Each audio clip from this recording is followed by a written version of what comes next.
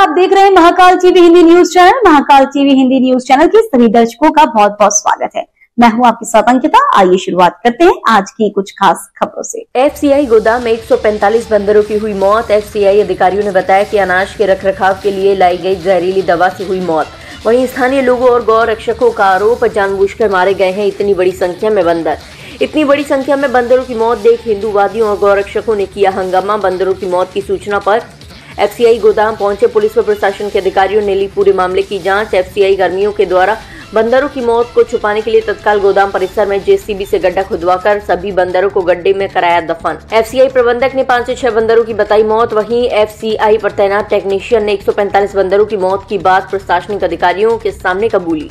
बंदरों की मौत से हिंदूवादियों के साथ ही इलाके के लोगों में भी छाया आक्रोश। 145 बंदरों की मौत के बाद गोदाम प्रबंधक ने बंदरों की आत्मा की शांति के लिए सुंदरकांड का पाठ कराने की कही बात। बड़ा सवाल, इतनी बड़ी संख्या में बंदरों की मौत के जिम्मेदार कर्मियों की आत्मा को कैसे मिलेगी शांति?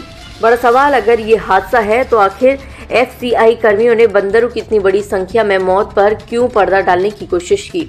बंदरों की मौत पर सूचना अधिकार क्यों प्रशासनिक अधिकारियों और वन विभाग को देने का नहीं किया कार्य? दूसरा बड़ा सवाल, क्या अधिकारी गड्ढे को खुदवा कर बंदरों की सही संख्या का लगाएंगे पता? अब देखना ये होगा कि इतनी बड़ी संख्या में बंदरों की मौत के जिम्मेदार लोगों पर अधिकारी क्या कार्यवाही करते हैं। पूरा मामला हाथरस सदर कोतवाली क्षेत्र के गिजरौली पर स्थित फूड कॉर्पोरेशन ऑफ इंडिया यानी एफसीआई की गोदाम का है। 145 बंदरों का कोई निश्चित संख्या भी न किसी को मालूम है न किसी को ज्ञात है। अभी सर एक कर्मचारी ने बताया खुद जो है तो बताया होगा, अपने इस तरह से बताया होगा। अब ये नहीं कहा जा सकता वो सही है गलत है। आगे सर क्या कार्रवाई चल रही है? इसमें जांच की जा रही है, जांच हो रही, संबंधित विभागों से अभी विचार विमर्श किया जा रहा है तो कानूनी कार्रवाई खुदाई की जाएगी। सर खुदाई की बात की जरूरत हो जाए खुदाई भी की जाएगी। सर जिस तरह से की जाएगी अभी बता देंगे सर। हाँ कानूनी आवश्यक है तो खुदाई भी की जाएगी। पोस्टमार्टम होगा, फिर उसके बाद जरूरी हो जाए तो पोस्टमार्टम भी होगा।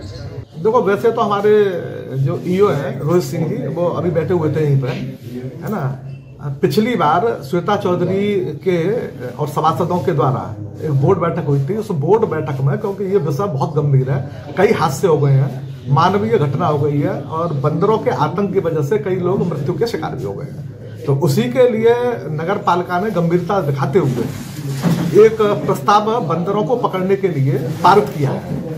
पारित करने के बाद में उसमें रिपोर्ट मांगी जा रही है अकाउंट सेक्शन में, कि उन्हें पकड़ने के लिए बंदरों की संख्या कितनी होगी और उस पर कितना धन व्यय होगा। तो उसके अनुपात में जिस तरीके से नगर पालिका के संसाधन होंगे, इस पर कार्रवाई करने के लिए नगर पालिका कृत संकल्प है और निश्चित रूप से बंदरों को आने वाले समय में नगर पालिका इसे पकड़ने का काम करेंगे। आप पूर्व सांसद हैं जी जी, और आपके सामने सुबह यहाँ की एफसीआई जी बता रहे थे 8-10 बंदर हैं। ये बाद में क्लियर हुआ, आप भी कह रहे थे 8-10 बंदर। हाँ, हमें यही बताया था यहाँ पे, आप लोग 8-10 बंदर ही बता रहे थे हमें, तो हमें तो पता नहीं था। मैं तो आके आपके सामने ही बैठा हूँ, तो जैसा बताया। अब आप इस विषय में क्या कहना चाहेंगे? इस विषय में यह है कि अगर इतनी बड़ी घटना है तो निश्चित रूप से लापरवाही है, और लापरवाही है तो जो भी दोषी कर्मचारी हैं विभाग उनके खिलाफ कार्रवाई निश्चित रूप से करेगा और करनी चाहिए, और शासन प्रशासन भी कार्रवाई करे। मामला ये है, यहाँ पर मैं तो वैसे छुट्टी पर था, आज ही इस प्रकरण की वजह से मैं आया हूँ बीच में। ये हमारे यहाँ प्रोसेस होता है, खाद्यान्न जो प्रधानमंत्री गरीब कल्याण योजना के तहत जो खाद्यान्न बांटा जाता है उसको सुरक्षित और संरक्षित करने की व्यवस्था हम लोग करते हैं। तो उसमें हर 1 महीने 2 महीने 3 महीने पे उसको खाद्यान्न खराब ना हो तो उसका फ्यूमिगेशन कराया जाता है, दवाई लगाई जाती है। तो वो दवाई लगाई गई थी, वो दवाई ऐसी लगाई जाती है, वो छुट्टी से 1 दिन पहले लगाई जाती है, जिससे कि वो 8-10 घंटे में वो डिजोल्व हो जाए और उसके बाद वो खाद्यान्न खराब ना हो।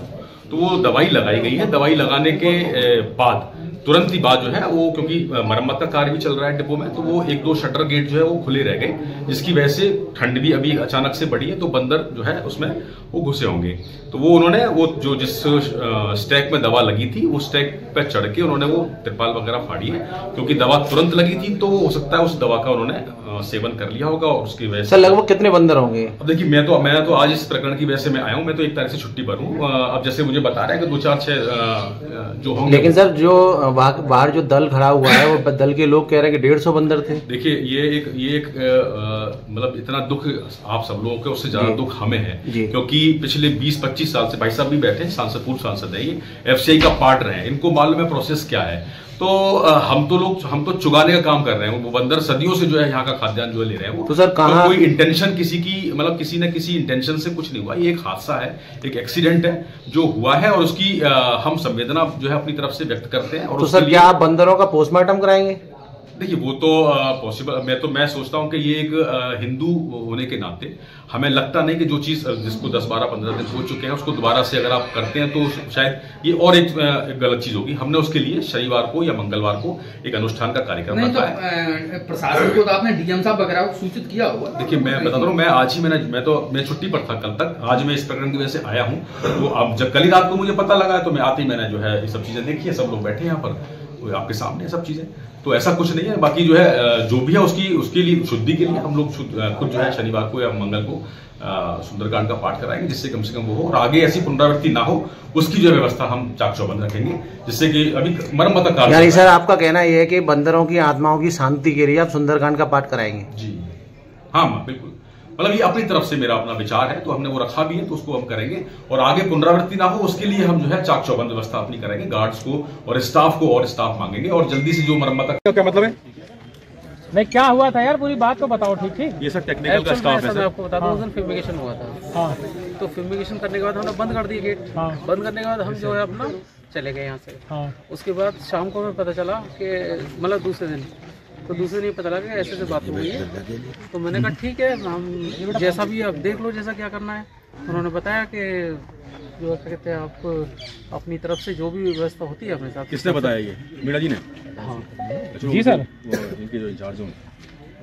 हेलो, कितने बंदे बताए थे भैया? कितने बंदे बताए थे? वो 145 का था।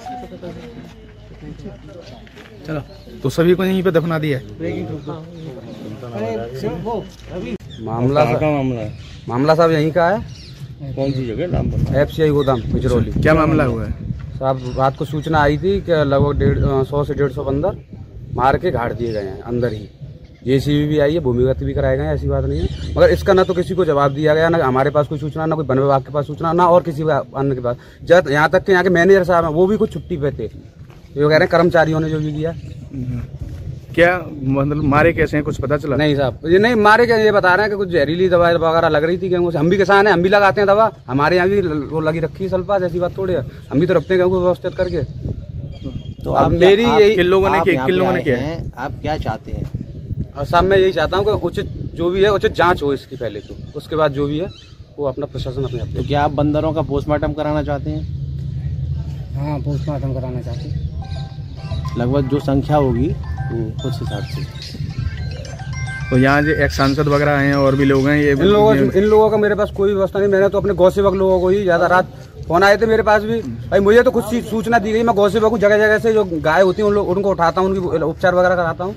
और देख रहे हो गौ सेवकों को ये सब लोग कह रहे हैं आपके सामने कि बांट दो, ये करो वो करो। इस चीज में मेरा कोई वो नहीं है, बस मैं तो जीव सेवक हूँ, गौ सेवक हूँ साहब। मेरा तो यही है कि जीवों के लिए भाई कुछ ना कुछ तो होना चाहिए, बस यही मेरा वो है। और आप देख रहे हो कोई गौ सेवकों को सब अपना अपना चले गए। एसपीआई के जो गोदाम वाले हैं उन्होंने ही मारा है उनको? नहीं, मारा नहीं है, वो खुद कह रहे हैं इस बात को। बात हुई वो मतलब इस चीज को कबूल कर रहे हैं कि हाँ मरे हैं यहाँ। अब ये नहीं पता, जांच जब भी जांच कह रहा हूँ मैं, कैसे मरे हैं। तो यहीं पे दफना दिए? हाँ, यहीं पे दफना दिए, पीछे जगह है। तो फिलहाल के लिए इस खबर में इतना ही। देश दुनिया की तमाम बड़ी खबरों को देखने के लिए देखते रहे महाकाल टीवी।